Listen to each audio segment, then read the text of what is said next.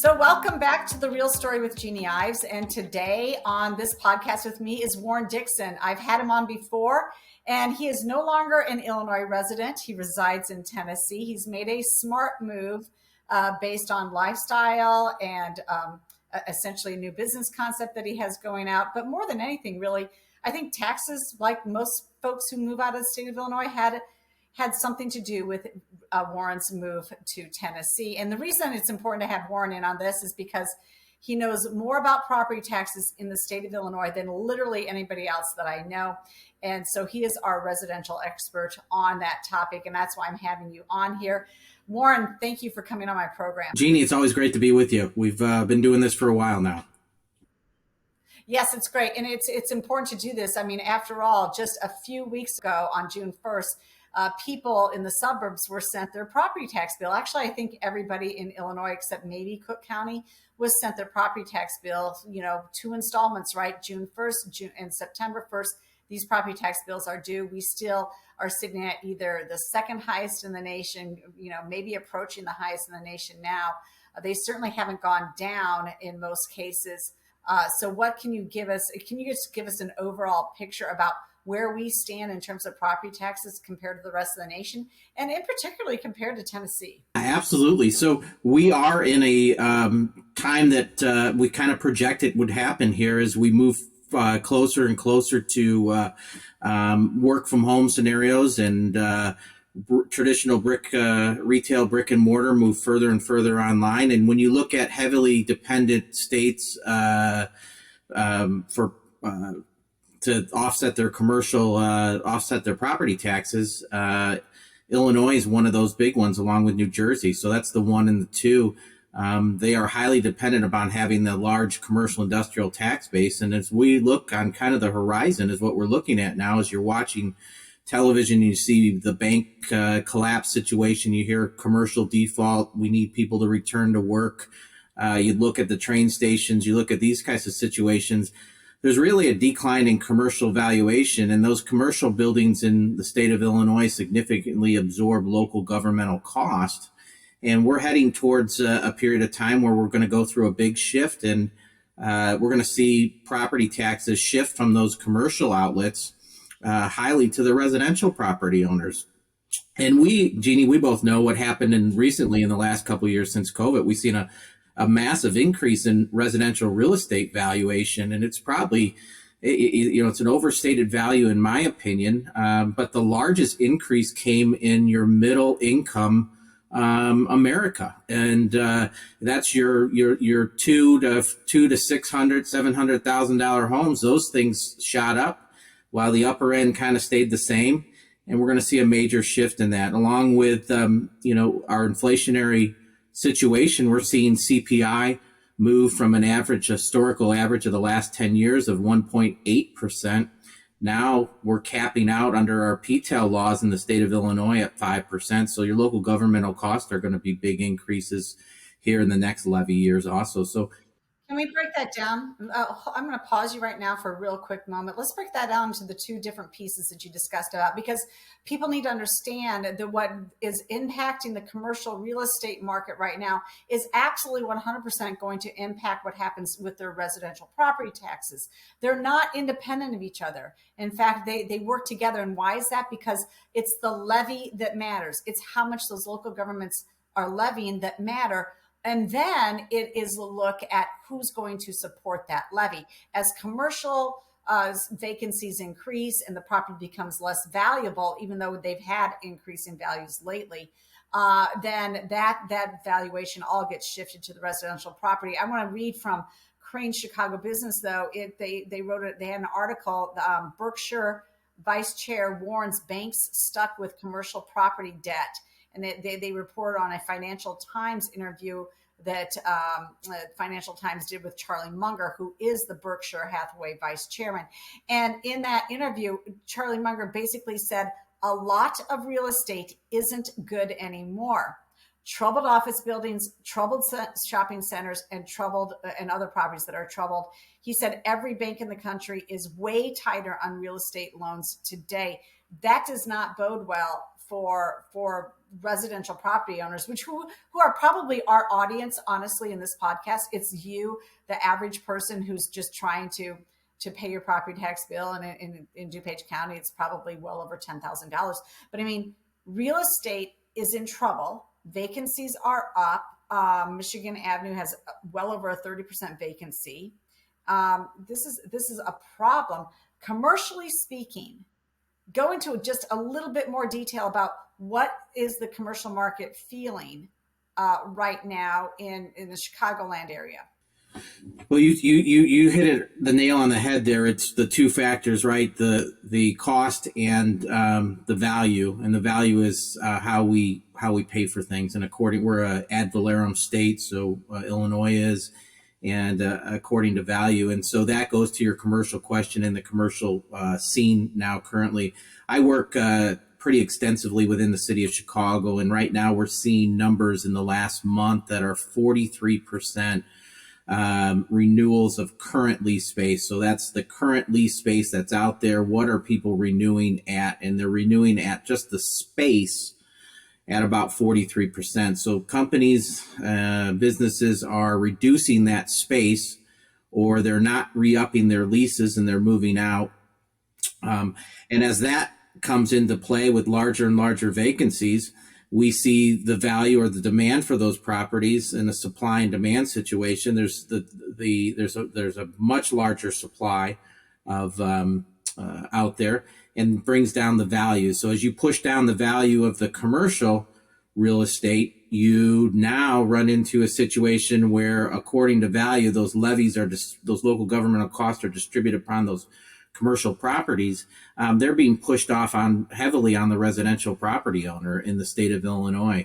And that's across, whether you're a suburban area like Naperville or Wheaton or Oak Brook, significantly, when you have larger commercial areas that are highly dependent, these are going to impact your funding at all levels, your critical funding situations. Now, with the city of Chicago, it becomes even more of a dire situation. And I think this is what everybody's kind of, tiptoeing on. When you lose the valuation and there's not a demand to come down to the office space in these large major U.S. cities like Chicago, you not only lose the property value that they're absorbing, or the local governmental tax that they're absorbing, but you also lose sales tax. People are not shopping. They're not buying lunches. They're not doing things in there. So you're proportionally, when you cut 43% of the space or the population that's coming down there from a workforce, you're cutting, 50% of the sales tax. You're cutting 50% of the fees, the tolls, the parking fees, the entertainment. They go on and on and on. And when they're not collecting those fees, what do they have to do? They have to look for something that is collectible, and they're going to ask more in the property tax levy again. So we've got to because you're held hostage. You own the property, you got to pay the taxes on it. And we're kind of in a downward spiral, I believe, and we've talked about this before. But is it finally coming home to roost? Because I will say this: there was also an additional Crain's article. They said that higher valuations as a result of 2021 reassessment of the district have resulted in a wave of grousing and appeals to the Cook County Assessor and the Board of Review, because it doesn't seem to make sense to them when the vacancies are going up. And then particularly, this quote just got me when I heard Peter Caruso, the managing director of Jones Lang LaSalle, which is a real estate company. He said, "Taxes kill many of my deals." So property taxes, you increase them. Now we knew this because you worked with Fritz Kagi on this. We knew that commercial valuations were way underassessed during the Madigan years as well, because that was kind of their business model. Hey, I'll get you a property tax break if you give me your business. I'll get it for you, right? So there was a huge reassessment that needed to happen. And now, combined with the work from home movement, you're just seeing a cascading effect of increasing taxes on commercial properties with decreasing rental capability, just really, throwing the entire market into disarray. Yeah, Jeannie, the LaSalle quote there really brings it in too, is that the remaining businesses, and when you're looking at a business climate of releasing these properties or trying to release or sell these properties again, the shift is not only happening significantly to the residential property owner, but it's also happening to the remaining businesses that are there in place. So their property taxes to release those properties are significantly going up. And what we're seeing now too is probably a situation where we're in the frying pan and we're going to jump out into the frying, into the flame, with some proposals that are going now. We're looking at rezoning these buildings inside of the loop into affordable housing situations, and other ones granting preferential zoning treatments. And as you and I both know, unfortunately, the residential component brings significantly more cost involved than the commercial component. The commercial component is bringing down certain things along with it and offsetting and not incurring the cost that the residential development was. So I think we're compounding this situation. We're looking at trying to resuscitate a model that might be passing us by as we watch this, not only here in Chicago, but we see what's going on in San Francisco and other areas, both on, the model and safety and other issues that are combining to really create the perfect storm situation in this thing, which is really ultimately going to impact the residential property owner in the state of Illinois. And as we see Chicago start to die, I unfortunately think we're going to be looking at a situation, Jeannie, where we have our legislators in Chicago looking to save the city and looking further outside of the state of Illinois. So. Well, bingo. They're going to look further outside the state of Illinois, but their first ask is going to be from taxpayers around the entire state to supplement their declining ability to raise property taxes. You already had an uprising in Little Village where the Hispanic community was like, what? Look at these property tax increases that we've just been handed. That was last fall. They're appalled at that. But let's now turn to the residential market. I think this is really important. Commercial valuations decline, and your taxing bodies don't do anything to lower their levy or change how they're doing business to make it more cost effective. They don't do anything different. And instead, that levy, that bill that your school board gives you as the resident, it has to be pushed off to somebody. It goes to the residents, and their costs are increasing. Now let's go back to that conversation that you started in on who's really going to get hit by this. Because you had an increase in market value in that sweet spot, maybe the $350,000 to the $600,000 market range. Those houses were being gobbled up as COVID hit, and then as people wanted to flee the city, and then and so those valuations go up as the market bids them up, and they're the ones who are going to feel the brunt of any levy increase. I think. I think you have to really go back to the two parts that you said for your viewers to understand is one, cost, right? So cost is going up. We know it's going up. Inflationary measures, CPI, are driving cost up at a historical level. The state of Illinois will never have seen levy increases that they've seen now this year for the 11 year, and we already have those numbers that are compounding into the next year. The state of Illinois has set it up in such a manner that it desensitizes them from not taking the max levy situations, specifically your largest taxing bodies and your school districts and your park districts and others there. So you're going to see a large increase in cost. And then for your viewers to understand, cost is a big thing going up, but then how do you pay for those costs is according to value. So what the values of the property are. And what our conversation we're having today is that there's a massive decline in the commercial and retail valuations in the state of Illinois. And so you're seeing those decline. They're not going to take on, they're going to shift that off onto residential property owners. And by the way, where did the properties increase significantly in the state of Illinois? And it's really the low to middle income households that are anywhere from $100,000, $50,000 to $100,000 homes up until the $500,000-$600,000 home. Those homes went from a $400,000 house went from 4 to 6. So who's going to pay more at this time? And we do have a massive onslaught coming on in appeals, as Fritz might have mentioned. and others and I have referenced to, this is the year that we're in a quadrennial reassessment throughout the state of Illinois. Oh yeah. Every Can you explain that? Halt and explain that to listeners again. The quadrennial reassessment. Yeah, so by state statute in the Illinois Property Tax Code, every assessment jurisdiction outside of Cook County and St. Clair County and just a few others, every 4 years are required by state law to reassess property. And so that what means going through and looking at the characteristics, inspecting the property and going through.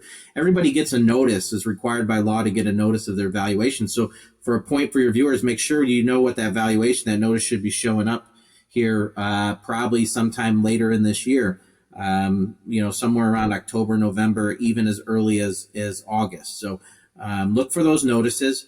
But that revaluation is going on. And so you're going to have a major shift. And assessors in the state of Illinois like to make their big swings in the quadrennial years because they're going to get a notice anyways, right? I got to do it. Well, that kind of, yeah. Well, that stuff kind of worries me because I'll be honest with you. I mean, I pulled my own property tax bill, and I will say this. I mean, the overall increase, I thought I was going to open up a bill and it was going to be really a lot larger than I expected because I knew that the levy was going to increase 5% because inflation was at 7%. They're going to tax the max, which they always do. Your schools do this.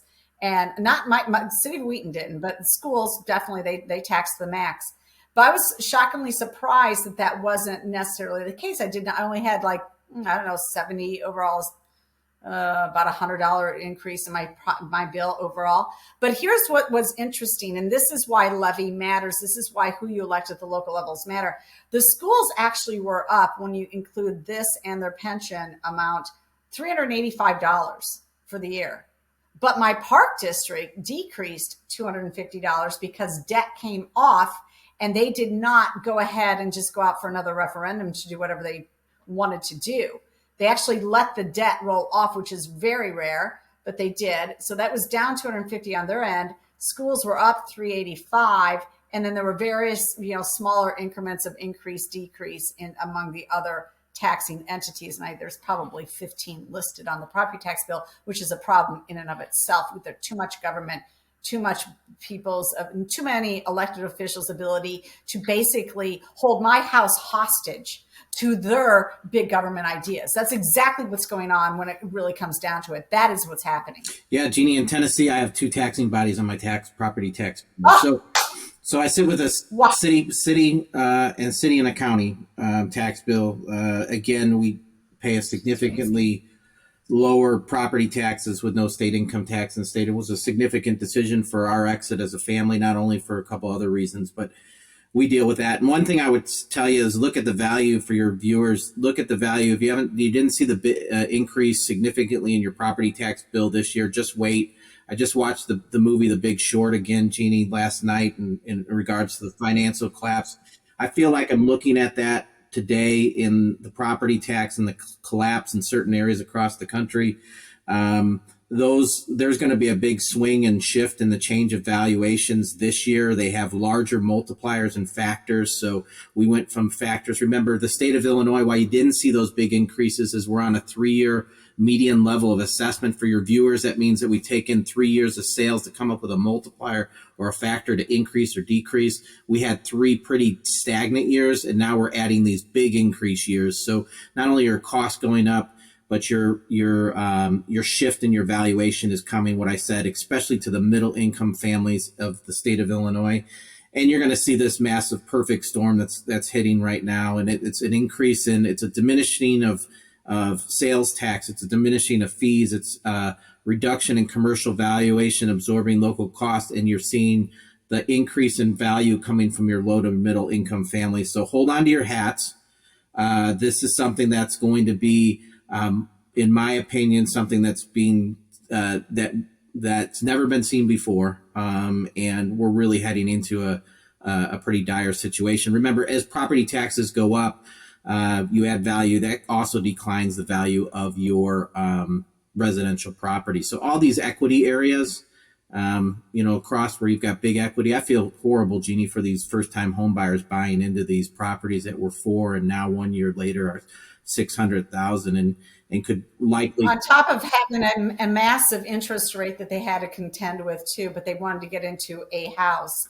And so they bit the bullet thinking it's going to ever have an everlasting, the value will catch up with them or they'll be able to refinance.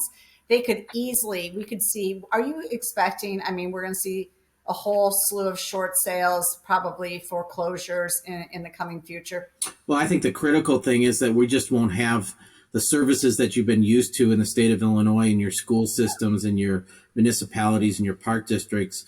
They won't have the ability to support those through the local governmental cost anymore. And I think that will change a demand for those particular areas as they see affordability across the country and other areas. I think they'll first look to their communities that demand the same thing. And when they don't get that demand, I think then you'll see people looking to exit, and they'll have to exit through a short sale. You'll see situations and foreclosures again, rear its head.